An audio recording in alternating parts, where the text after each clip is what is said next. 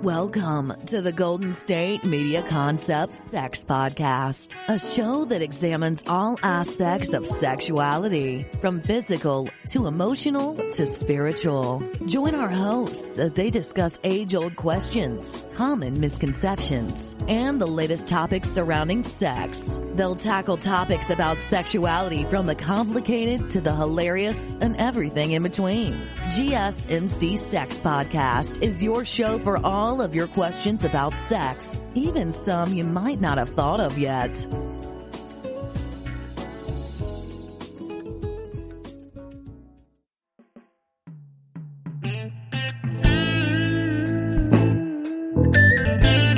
Thank you for listening to the GSMC Sex Podcast, brought to you by the GSMC Podcast Network. I'm your host, Gaelika Brown. If you like what you hear, be sure to subscribe to our show on your preferred podcast platform. Now, I am not a sex expert, but I love me some Dr. Ruth though. However, I have spent some time on this earth and I've experienced some things and I've witnessed some things. And because I am an excellent listener, yes, that I am, I have heard some things. I am a student of human behavior and I love to learn. I love to research topics and present what I have learned, which is what I do on this podcast. And of course, I'm going to give my 2 cents about the matter, but I will also include what experts have to say because I'm not an expert. I'm just a person. So, without further ado, let's talk about sex. Now, I really got into the show Big Love when it was on the air. Man, it was so amazing and out the box. It was chock full of complicated characters performed by incredible actors. But I think the most fascinating thing to me was that it explored a world I knew nothing of: polygamy. The dynamic between the husband and his 3 wives, and at one point he introduced a 4th woman, was excellent TV. A few years back, I was listening to a podcast interview with the black dude from Netflix, Grace and Frankie, or Frankie and Grace. I think it's Grace and Frankie. I always flip it, but I'm pretty sure that Jane Fonda's name is first. So Grace and Frankie.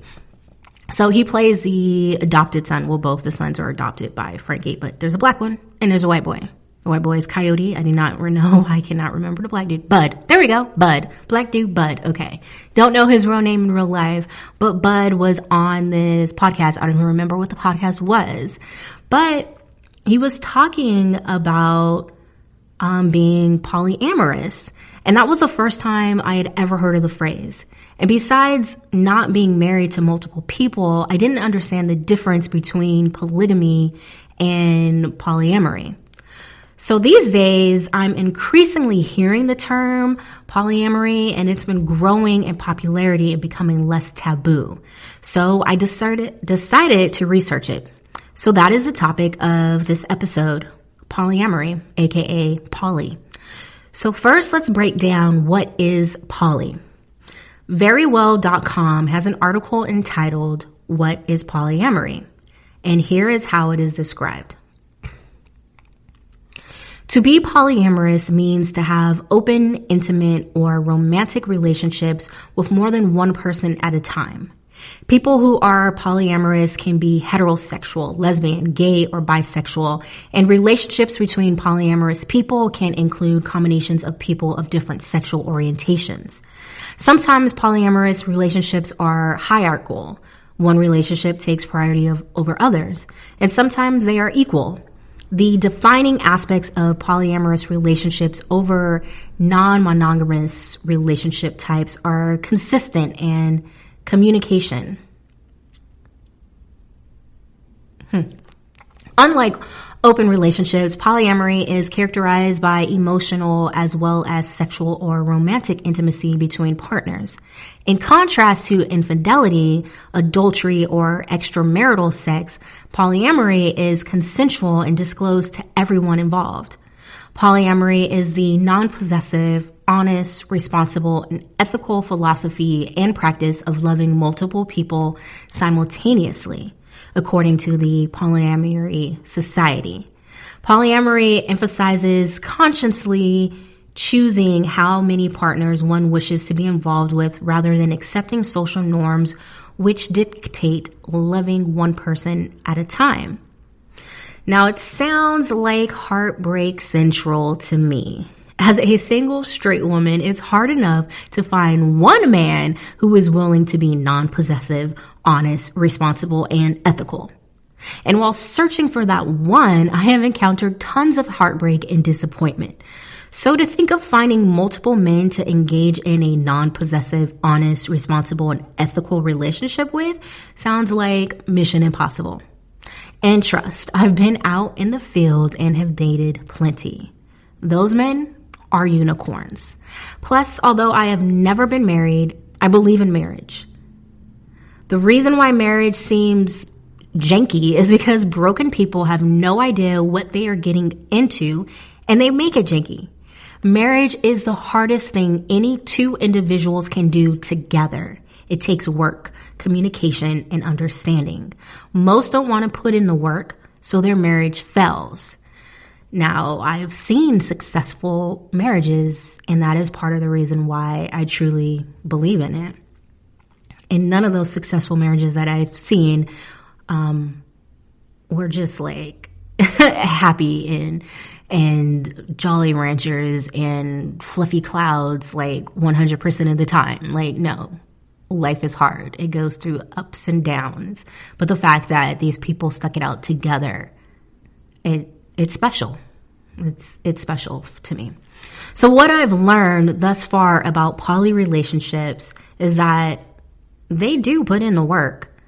Glamour has an article entitled 7 Polyamory Myths It's Time to Stop Believing.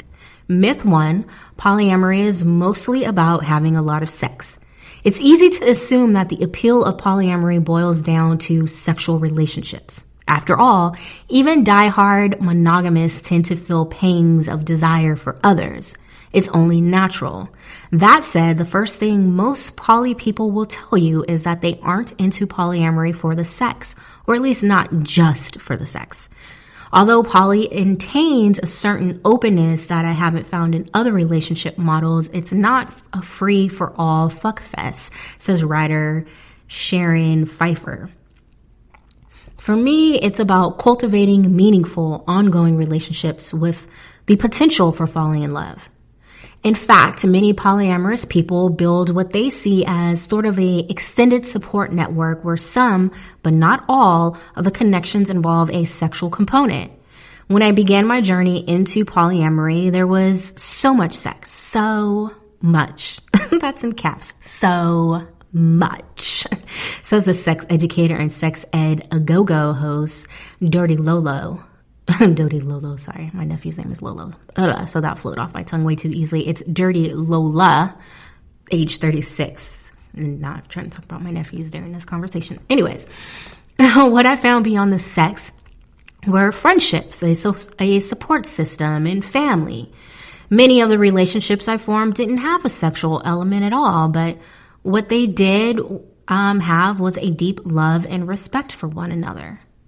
And finally, some people get into polyamory because they're interested in a romantic relationship without sex. There are a lot of people in the polyamorous community who identify as asexual, says Dedeker Winston, author of The Smart Girl's Guide to Polyamory. They find polyamory appealing because they can still have an emotional, romantic relationship or multiple relationships, but their partners aren't also forced to be asexual or celibate. All right, so having a romantic relationship without sex sounds like a friendship to me. But hey, that's just my 2 cents. Myth 2, it's for people who don't want to commit. Traditional relationship more dictate that we shouldn't spread ourselves too thin and instead direct most of our attention, affection, and love toward our significant other. One significant other. But if you've ever struggled to squeeze your SO, significant other, into your calendar, you can probably appreciate just how complicated this could get as the number of relationships you're maintaining expands. This, in fact, is one of the key challenges of living polyamorous life, one that most people attempt to manage through good communication, a clear effort to balance multiple partners' needs and desires, and for the sake of practicality, shared calendars. My capacity for loving my partner has deepened as time has passed. That doesn't mean that it's not difficult, but the resource that has provided to be the most finite and problematic isn't affection, it's time, says Boston-based filmmaker Christopher McKenzie, 43. Yes, time is key. One of the 5 love languages is quality time. If you're in a poly situation with someone who needs quality time, I don't see how that could work in the long run. I mean, I'm curious to know if these relationships stand the test of time. Or are they intended to be short term and you rotate in and out what you desire for that particular time? If that's the case, then that creates more heartbreak. More heartbreak is something I don't need in my life. So again, this is not sounding appealing to me, but obviously it is to some, and I can see in some instances where thus far, actually, I can't see it. If I'm gonna be honest, thus far, like I said, this sounds like just heartbreak and a lot of difficulties trying to manage things. But here's myth number 3. Polyamory can never really work because humans are jealous by nature. Sharing is hard, especially when it means giving up something that's important to you. Even so, many people assume that poly folks are above feeling jealous. They aren't. The major difference, however, is that poly people learn to respond to feeling the envy with openness and curiosity rather than shame. A lot of us get this idea of what it's like to be a perfect poly person, which we take to mean that you never feel jealous, you never feel jealousy, and you're always perfectly happy about what your partner does. And that's not realistic, said Liz Powell, a sex therapist and speaker. Humans are messy creatures. We have messy hearts that feel things strongly. That doesn't mean that you're doing it wrong or that you're bad at poly. It just means that you're having feelings. I think it's worth looking at those feelings and acting on what they are telling you. Says McKenzie, I still get bitten in the ass sometimes by jealousy, usually right as I think everything is going just fine. And it's almost always the result of poor communication, not going over concerns or fears with my wife or partner because I don't want to rock the boat. I don't want to rock the boat or have conflict. OMG. Having to communicate with multiple people about your feelings sounds like hell to me. I mean, it takes so much to talk about feelings with one person. I would never volunteer to do it with multiple people. That's like having 2 or more therapists you are constantly spilling your guts to. That's emotionally draining. In fact, just talking about it makes me tired. So let's take a break and get through the rest of these myths when we return. Still on the search of that one true love? On the limbo in this crazy world of dating, marriage, relationships? Well, listen to the Golden State Media Concepts Relationship Podcast, your one-stop podcast for everything about relationships.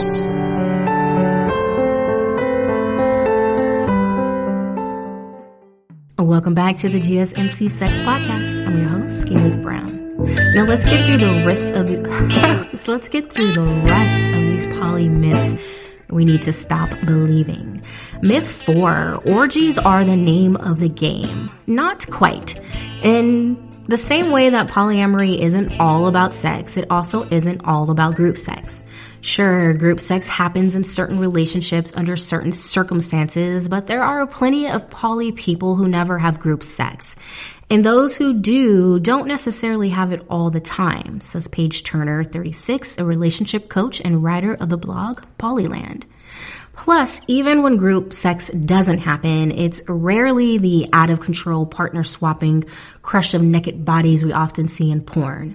Most of the more intensive sexual contact happens between members of a couple, and things are typically linked between the couples by groping or kissing, Turner said. So what you are seeing in a sea of swirling bodies is actually a handful of triads or couples getting it on with their usual partners. That's interesting and kind of hot. Myth 5, polyamory is for commitment phobes. Nope, most poly people aren't poly because they're afraid to settle down. In fact, like a lot of pieces of the poly puzzle, things are a lot more complicated than that. Being one of several partners doesn't mean that my partner isn't really committed to our relationship or that he can't be with me, said sex writer Annabelle Bernard Foreigner. He is with me all the time. We just don't live together and we're not married. Commitment is not a function of co-living. Commitment is about being there for the other person. So I don't have it in me to split my feelings into puzzle pieces. As a matter of fact, I hate puzzles. I always have. I don't know if I'm being a Libra and that plays a part of it, but I'm the scales and I'm all about balance and equality. I can't equally love more than one person, and I'm not built to sleep with multiple people at the same time. In fact, it damages me. I believe in monogamy. I believe in really getting to know a person and how they operate. And I'm not trying to learn how multiple people function and how to please multiple people, because you can't, everyone has different ways. And then try to remember, this person likes this versus this person hates that. That is, it just sounds bananas to me. Absolutely bananas. And I have to be super comfortable with someone to even be in a sexual relationship with that one person. Sure, I can think back in the day, college days. Yes, I would sleep with multiple people, but usually it wasn't I literally had to disconnect, disassociate myself from myself in order to do that. And I'm too grown for all that. I know myself too well for that. No. I am an in my feelings type of person, and in my feelings is what makes the passion and the romance amazing. So no, can't. Ooh, sounds crazy. And like I said, I believe in marriage, and yes, I know people change and so do relationships. But if poly folk can communicate their way through challenging situations with multiple people, then why can't two people communicate their way through any situation? You are never always going to be on the same page at the same time, but having the ability to understand what page your partner is on goes a long way. And with time, understanding, and patience, eventually those pages will merge again. Myth 6, poly people are more at risk for an STI. Sex with a number of different partners, isn't that risky? Well, it certainly could be. But what you may not know is that polyamorous tend to play it safe, very safe. One person says, I'm actually slower to jump into bed with multiple people than I was when I was single and looking to date monogamously. And this was Turner. That's because being polyamorous forces me to be very risk aware in a way that I wasn't when it was just my health I was considering. Well, that's kind of effed up that it took a poly situation for you to be aware and concerned about other people, because it was never just you. If you were dating multiple people looking to be monogamous, then you were engaging with other people. It was never just you. So yeah, you should always be concerned about other people's health. I'm sorry, that's kind of effed up that it took you being in a poly relationship to be oh, now I'm not just concerned about my health. No. If you're fucking other people, be concerned about their health as well. I'm sorry. I think my biasness is coming out, but hey, it is what it is. That's just my 2 cents. And the STI talk sucks as a single straight woman. In my experience, most men get offended. They assume you think they're talking about their dick being sick, like you got a sick dick. No. And in my experience, most straight men hate going to the doctors or rarely go in the first place. So them going to get tested once a year, let alone multiple times in a year, is completely out of the question. It is like the worst. I hate having that conversation. But there are some men who are mature enough to have that combo. They're unicorns. They're unicorns, but they're out there. Myth 7, polyamory practitioners never get attached to anyone. People who practice polyamory tend to use the word abundance to describe the wealth of love, affection, and possibility that having multiple partners tends to bring to their life. The downside is that more love can also mean more potential for heartbreak. Yes, that's what I've been saying this whole time. With much love comes much heartache, Dirty Lola says. It doesn't matter how well you communicate, how good you are at meeting your partner's needs and desires, or how strong you think your connection is. Some things just aren't meant to last. Thank you, Dirty Lola, for keeping it real. Facts. Like I said, I ain't built for all that. I know I am too fragile for all that. If there's one lesson here beyond all the myth busting, it's that polyamory isn't one size fits all. Or maybe that it's that love isn't a one size fits all. And we can each choose to do it a little differently in whatever way fits. That's true. Do what fits for you. For me, monogamy was never a perfect fit. This is still the writer, or even almost perfect fit, like the half size too small shoe you forced your foot into because it was 50% off at Neiman Marcus last call sale. Sharon Pfeiffer said, I ain't never squeezing my feet into anything that's uncomfortable. I don't care how cheap it is. I'm all about comfort in all parts of my life. Yes, comfort. So polyamory allows me to love on my terms, who I want, how I want, and for how long, with the consent of all involved. Yeah.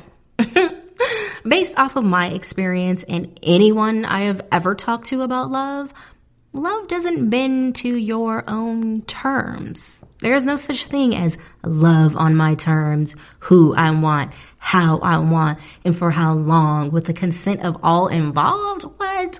Say what? Again, let's talk to these people 10 years from now. You may believe that to be true right now, but will it be true to you 10 years from now? You can't control who you fall in love with. You can't determine how that love will look, how long that love will last. And with the consent of all involved, really? Nah, that consent ain't equal. Two others may say they give you consent to love a third, but there is such a thing as saying one thing and feeling another. And a person may feel a bit different than the other who gave you consent as well. It's never going to be equal. No, it's never. Like, you can be in a relationship with multiple people and you can think, oh, they all give me consent. It ain't equal consent. One may be a little bit more jealous than the other. It's never going to be equal. But hey, that's just my 2 cents based off of my many years on this earth. But let's hear from some poly peeps. Allure has an article entitled, Being in a Polyamorous Relationship Prepared Me for Monogamy. This is written from a gay man's perspective. I laughed in his face when my then boyfriend asked me to move in with him and with his wife. I had only learned about polyamory 4 months prior, and while things had been going great as I dipped my toe into the ethically non-monogamous pool, the thought of moving in with him and his wife of 8 years seemed like a disastrous idea. Sounds disastrous to me as well. Still, after some convincing, I said yes. I was 25 in love and figured I had nothing to lose besides the potential for a broken heart. Even them sirens in the background is like, whoop, whoop, you crazy, whoop, whoop. But 8 months later, we broke up amicably, you know the word, when I decided to move to New York City. But in that short time, I learned more about myself, my needs, and my communication style than I had in any previous relationship. It changed the way I think about all my current relationships, regardless of whether they are polyamorous, in a romantic relationship with more than one person, open sexual relationships with others while in a committed romantic relationship with one person, or monogamous, sexually and romantically exclusive to a single person. I'm what's now being called polyamorous, Ambiamorous. There's all kinds of new terms. I can't keep up with them nor pronounce all of them, but that's a term now. It even like spell correct is like, what is this? But it means someone who's open to the idea of all types of relationships depending on what works best for me and my partner. All right. Whatever. So by practicing polyamory, I learned how to advocate for myself and how to set boundaries. Prior to being polyamorous, I was a partner pleaser. I'd try to do everything I could for the person I was with, and when they didn't reciprocate, I'd become frustrated. This type of martyr complex simply isn't cute. It just builds up resentment. Being polyamorous forced me to adequately address what I want out of relationship and also taught me not to feel shame for asking for it. Madison McClaw, a therapist listed on Manhattan Alternative, a network of psychiatric and therapeutic resources for kink, poly, and LGBTQ folk, says more often in monogamous relationships, people expect their partners to know what they want or need implicitly. They're also more likely to fall into routines that leave less room to acknowledge and adjust for when wants and needs change. People in poly relationships are often navigating these types of conversations much more frequently, which can benefit them in any kind of relationship.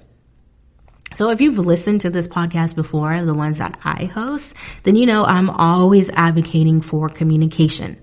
All romantic relationships should have periodic check-ins to see what page each person is on and if anything needs to be altered or not.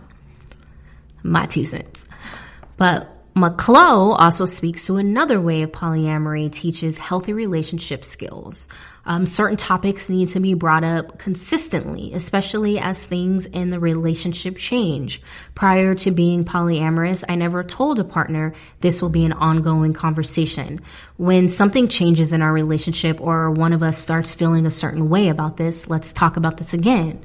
Before polyamory, I would typically have just one conversation with a partner about an issue we were struggling with, and then we would never resurface it. Ongoing conversations take into account that your needs and wants will change as a relationship evolves.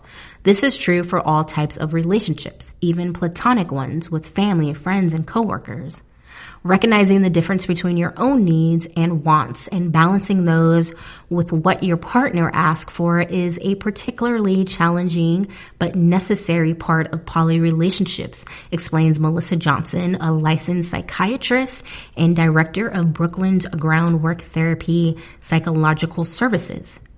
Johnson helps her polyamorous clients learn when and how to compromise, what one can give up without resentment, and how to accept that one's needs may not always align with one's partner's needs.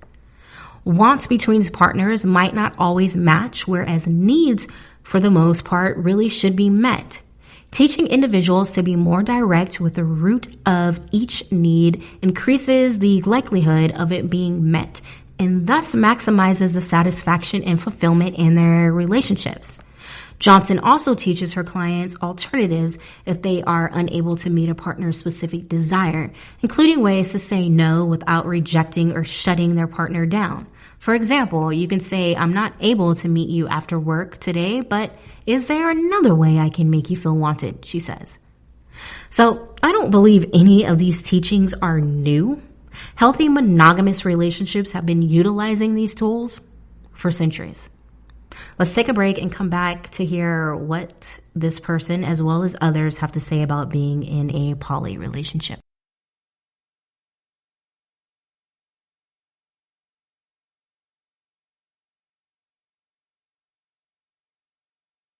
Tired of searching the vast jungle of podcasts? Now listen close and hear this out. There's a podcast network that covers just about everything that you've been searching. Hey! The Golden State Media Concepts Podcast Network is here. Nothing less than a podcast bliss with endless hours of podcast coverage. From news, sports, music, fashion, cooking, entertainment, fantasy, football, and so much more. So stop lurking around and go straight out to the Golden State Media Concepts Podcast Network. Guaranteed to fill that podcast itch. Whatever it may be. Visit us at www.gsmcpodcast.com. Follow us on Facebook and Twitter and download us on iTunes, SoundCloud, and Google Play.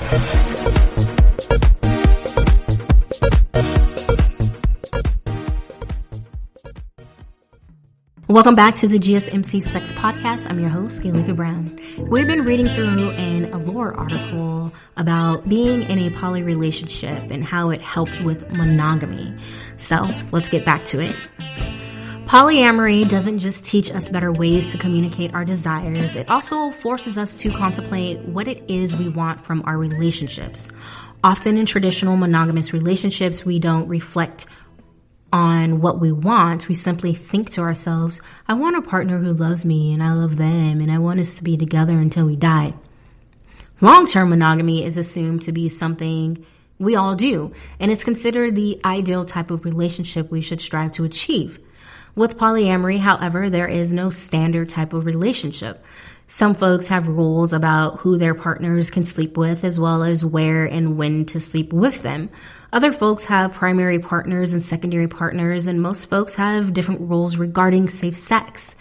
Jess Kahn, a psychotherapist on Lighthouse LGBT, it's a platform that connects LGBTQ plus individuals to LGBTQ plus affirming healthcare providers, and also the director and sex therapist at the Gender and Sexuality Therapy Collective.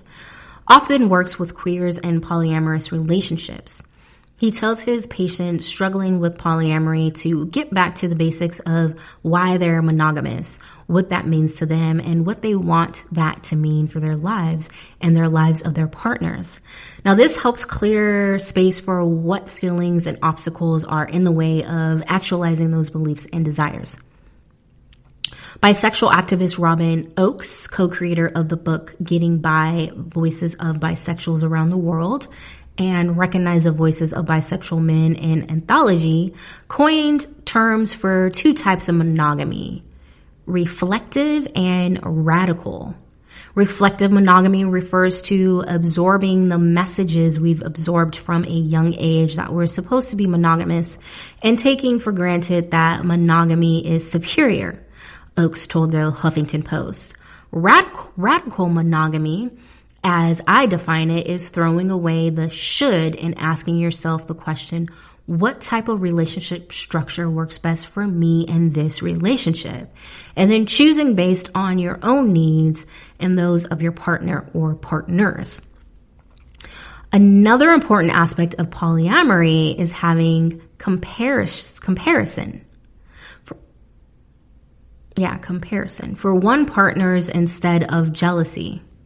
Comparison, the feeling of joy in someone else's joy, can be really helpful in reconciling the differences between you and your partner's desires, says Khan. Embracing comparison can make a relationship easier and healthier. In my own poly relationship, I couldn't give my boyfriend everything he wanted. And it was great that he was able to get these needs met by other people. It made all of our relationships even stronger. Now, 2.5 years following my polyamorous breakup, I'm in another relationship. This one is neither polyamorous nor monogamous. This one is simply open, meaning that we have sex with others, but are romantically committed to one another. With my current partner, I've been able to reflect and clearly communicate my needs while listening to his and having ongoing conversations about issues that arise to avoid them becoming problematic down the line. And I feel comparison, happiness for my partner's happiness when he crushes on a new boy. So far, I can confidently say that this is the healthiest, most meaningful, and frankly, the easiest relationship I've ever had. I doubt I would have had this connection with my current boyfriend if I hadn't learned so many relationship skills from the practice of polyamory. All right, kudos to you. That's great that you learned those skills. I too have learned those skills without being poly. You learn those skills because you put in the work and committed to self-growth. But hey, that's just my 2 cents. Self.com talked to a couple of people about being in a poly relationship. Since she was a teenager, Stryker identified as polyamorous and has practiced it throughout various relationships. When I was in high school, I had a boyfriend who had a boyfriend, and the 3 of us would hang out, and I was like, this is nice. Why should I have to choose? Says Stryker. Now Stryker is married to a trans woman whom she has been with for the past 4 years and has had a boyfriend for 1 year. While her wife and her boyfriend are not partners, Stryker says that they are all friends. It's different for everyone, but for me, it's essential that everyone get along. It avoids a lot of clashing when everyone can directly communicate. Stryker jokes that polyamory is a romantic relationship that works for people who like spreadsheets, adding that there's a lot of planning to make sure everyone is on the same page. I'll think of the week and be like, okay, when do I want a sleepover with my boyfriend? It's not necessarily spontaneous, and Stryker admit it's not for everyone. Stryker, the co-editor of Ask Building Consent Culture, says that couples who may be intrigued try starting slow, even seeing your partner platonically cuddling someone else. What does that mean or bring up for you? Asked Stryker. I think taking small steps to open up a relationship and frequently checking in with each other is key. I hate spreadsheets and puzzles. Maybe that's why all these seem extremely complicated to me, or all this seems extremely complicated to me. But I can't argue with checking in with each other being key. Again, that is the key to all romantic relationships. Here is what I assume to be a straight couple. They have been together for 4 years and live in San Francisco, and this is their story. So Winston and Lindgren, these are their last names, use the term primary and feel that each of the relationships, or they don't use the term primary and feel that each of the relationships they maintain is unique, different, and just as committed as the one they have with each other. To me, polyamory isn't something practiced by a couple, but practiced by individuals, says Lindgren. Swinging and certain types of open relationships center around a couple, but in polyamory, it's an individual committing to other individuals, allowing each relationship to naturally find its own depth and intimacy. Lindgren and Winston also want to dispel the myth that polyamory is in some way selfish. Having multiple partners requires a lot of commitment to being the best possible partner, commitment to being honest and proactive in the communication, commitment to putting care and investment into each other or into each relationship, says Winston. Finally, cheating still exists in polyamory, as Lindgren explains it. A successful polyamorous relationship depends on all partners being on the same page. I've heard polyamory explained as legalized cheating before, and I can't stand that explanation. It's completely wrong and very misleading. Cheating means you have broken an agreement you've made in a relationship. In monogamy, that means having sex or romance with someone other than your partner. But in polyamory, that isn't an agreement.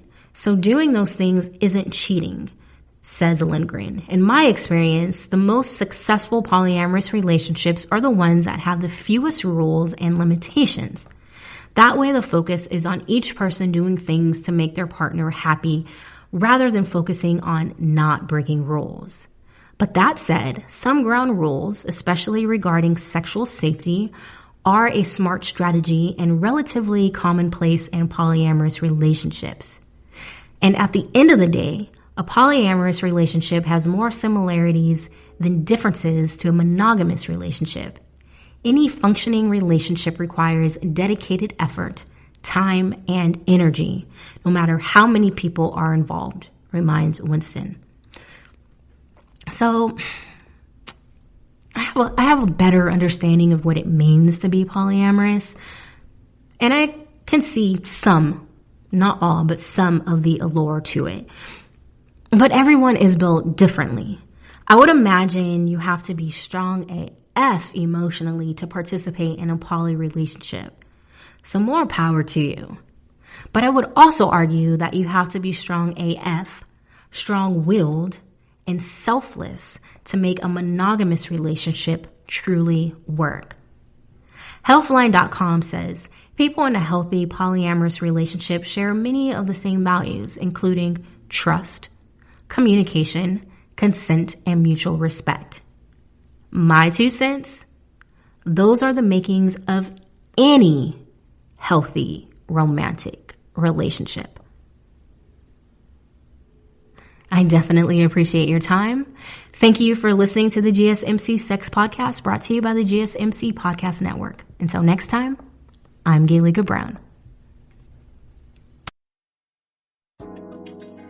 You've been listening to the Golden State Media Concepts Sex Podcast, part of the GSMC Podcast Network. You can find this show and others like it at www.gsmcpodcast.com. Download our podcasts on iTunes, Stitcher, SoundCloud, Google Play, or anywhere you find podcasts. Just type in GSMC to find all of our shows from the GSMC Podcast Network. From sex and relationships to health and wellness, life and happiness, and even weird news. You can also follow us on Twitter and Facebook. Thank you, and we hope you have enjoyed today's episode of the Golden State Media Concepts Sex Podcast.